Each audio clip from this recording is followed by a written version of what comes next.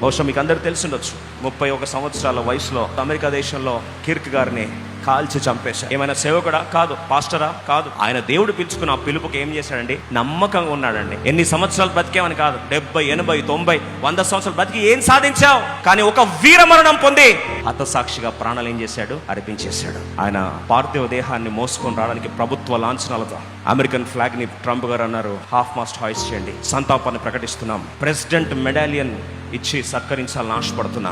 చరిత్రలో ఒక vice president ప్రభుత్వ లాంఛనాలతో ఆయన పార్థివ దేహాన్ని మోస్తా ఉన్నాడండి.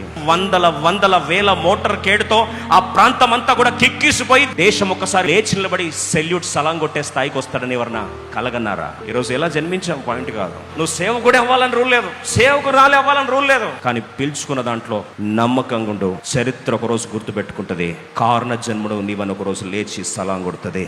ఆ మాటలు దేవుడు మన పక్షం నెరవేర్చును గాక.